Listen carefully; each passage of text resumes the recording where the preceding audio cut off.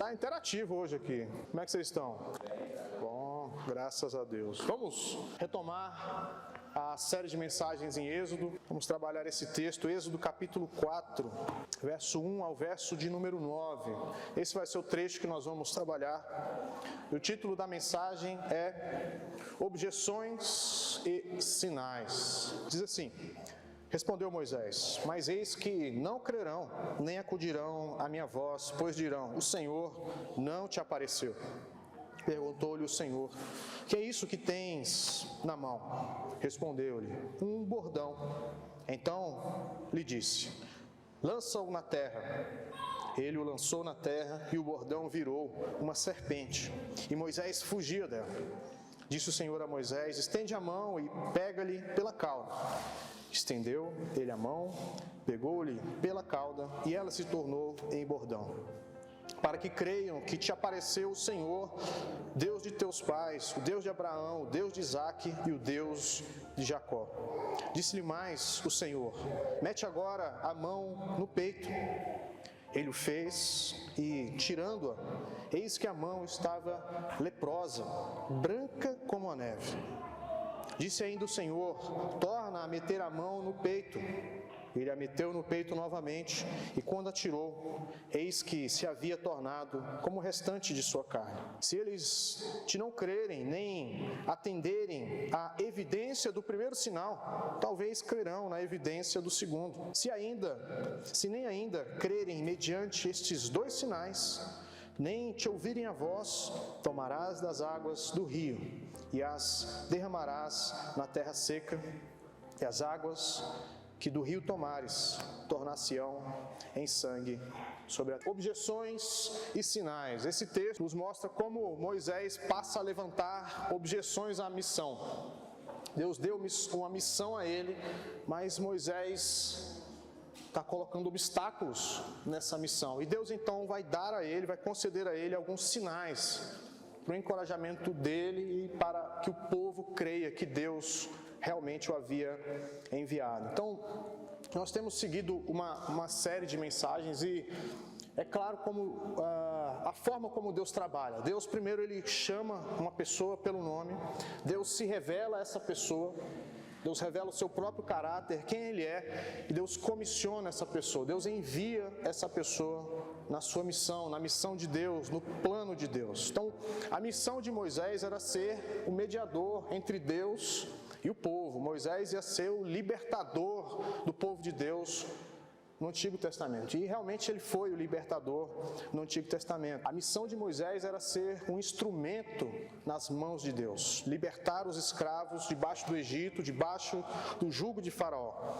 E Deus havia detalhado para Moisés a missão. Como aconteceria essa missão? Os passos que Moisés deveria tomar. Foi o texto passado, domingo passado nós vimos o detalhamento da missão. Deus dizendo para Moisés o que iria acontecer, como as coisas iam acontecer, os resultados, o sucesso da missão. E Deus havia dito mais ou menos o seguinte para Moisés, 3:18, capítulo 3, verso 18, os anciãos, o povo de Deus vai crer, eles ouvirão a sua voz. Segundo lugar, capítulo 3, verso 19, Faraó será endurecido, Faraó é obstinado.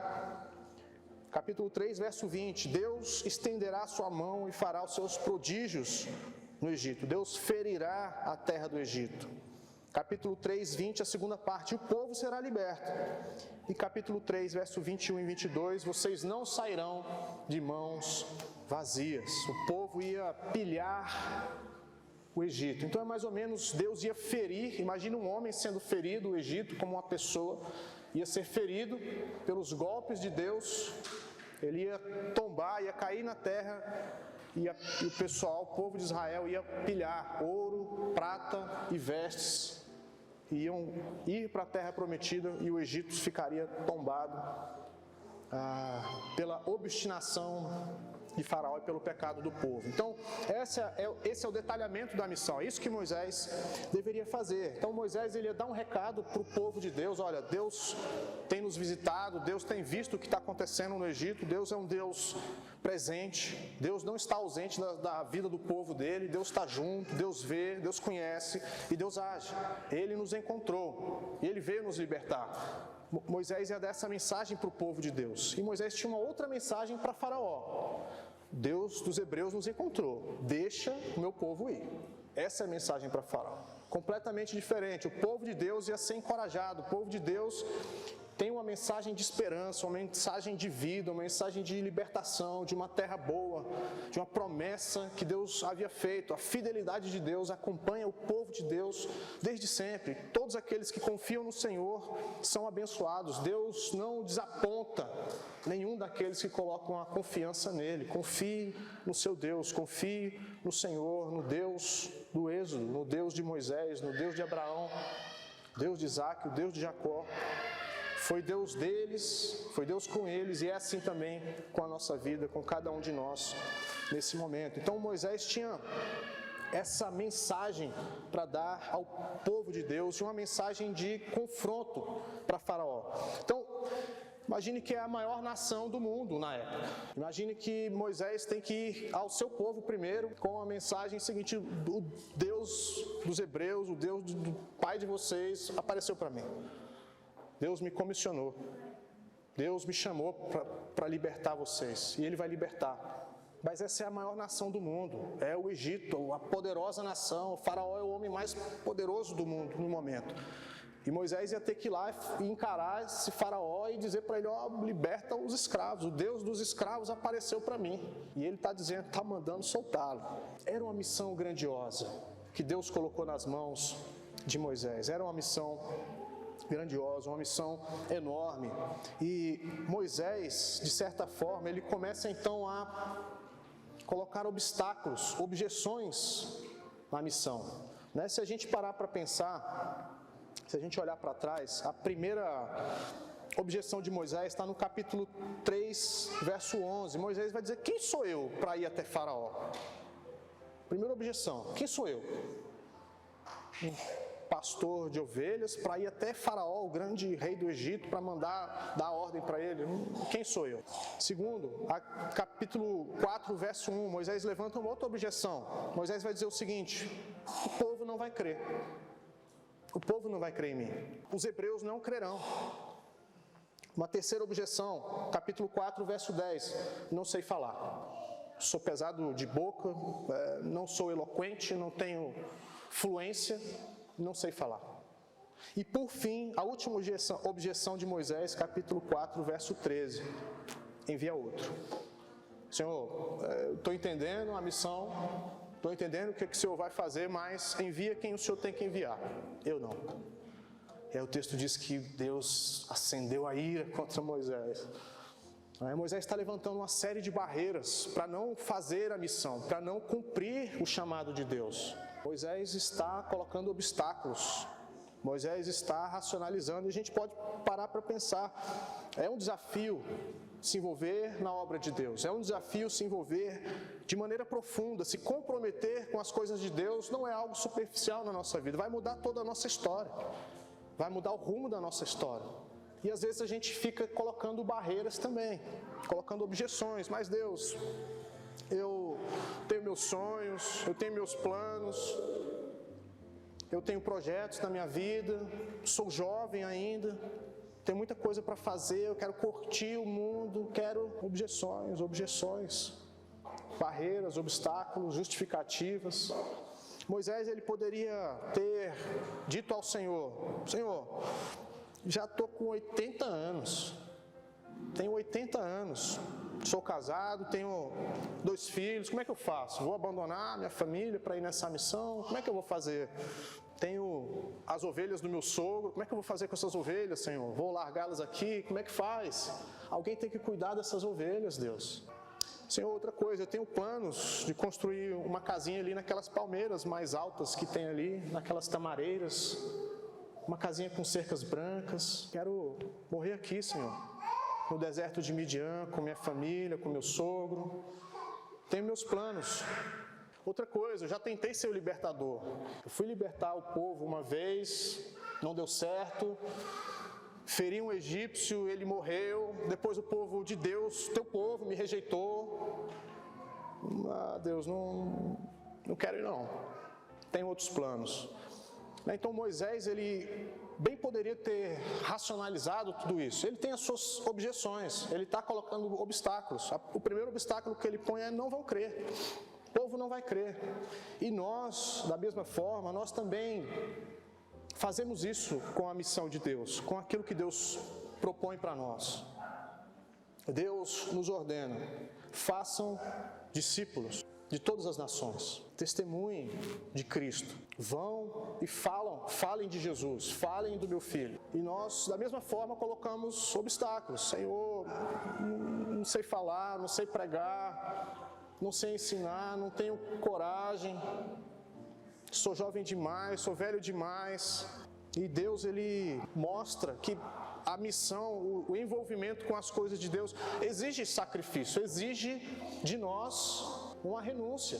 Moisés provavelmente tinha planos, assim como cada um de nós tem planos, assim como os discípulos tinham planos, e abandonaram tudo para seguir o Senhor, e abandonaram tudo para entrar na missão de Deus. O ponto é que Moisés tinha planos para si, mas os planos de Moisés eram minúsculos diante do grande plano do Senhor. Os planos de Pedro, de João, de Tiago, de André eram planos minúsculos diante do plano de Deus. Eles queriam ser pescadores, queriam ter uma empresa de pescado, peixes, Pedrão.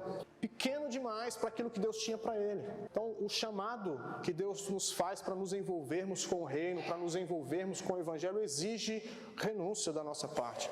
Aquele que quiser ser alguém no reino de Deus, aquele que quiser seguir a Cristo, deve tomar a sua cruz, deve negar a si mesmo. Existe um preço para sermos cristãos. A gente canta, a gente louva a Deus pela graça de Jesus por ter morrido no nosso lugar, por ter pago pelos nossos pecados. Mas Jesus nos ensina: aquele que quiser vir após mim, tome a sua cruz, negue-se a si mesmo dia após dia. Dia após dia nós precisamos negar a nós mesmos para sermos discípulos de Jesus. E Jesus diz o seguinte, Lucas capítulo 14, verso 25 em diante: se alguém vem a mim e não aborrece a seu pai, a sua mãe, ao seu irmão, a sua irmã, a seu filho, a sua filha, não pode ser meu discípulo. Fazer missão, se envolver com as coisas de Deus, exige de nós sacrifício e renúncia. A vida cristã começa com esse sacrifício de morrer para si mesmo e entrar no reino de Deus, de negar a si mesmo, negar a sua vida, o direito que você acha que tem do controle da sua vida, entregar o controle na mão de Deus. Uma conversão é exatamente isso, é você pegar o controle da sua vida e entregar nas mãos de Deus. Senhor, toma conta. Guia a minha vida, controla o meu ser. O que o Senhor disser eu faço. Se o Senhor disser que isso é errado, isso é errado. Se o Senhor disser que isso é certo e acabou. O Senhor vai controlar a minha vida. Então seguir a Cristo exige renúncia. Moisés, ele tinha planos, assim como cada um de nós tem planos. Mas os planos de Deus são mais altos. O plano de Deus é mais glorioso.